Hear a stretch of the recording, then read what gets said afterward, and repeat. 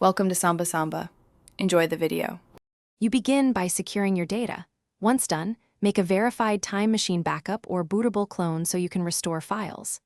Next, sign out of iCloud, iMessage, and deauthorize any Apple ID services to avoid activation lock.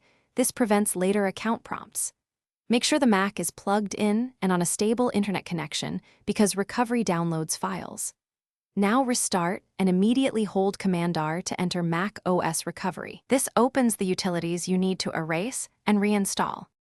Once in recovery, open Disk Utility and choose View Right arrow Show All Devices so you can select the physical disk, not just a container. You'll select the main drive, pick Erase, and choose Apps for SSDs or macOS Extended, Journaled for older HDDs. Set the scheme to GUID partition map. Erasing removes everything, so confirm only after backup is secure. When the process finishes, quit Disk Utility so the installer can run. This prepares a clean volume for installation. You now select Reinstall macOS from the Recovery menu and follow the prompts to install Catalina on the freshly erased volume. This downloads and installs the system. After the restart, go through the Setup Assistant and restore from Time Machine if you want your files back.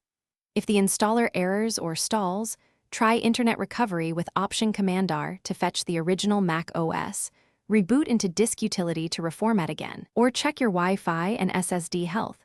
These steps solve most issues. Thanks for watching. Consider subscribing if we helped you.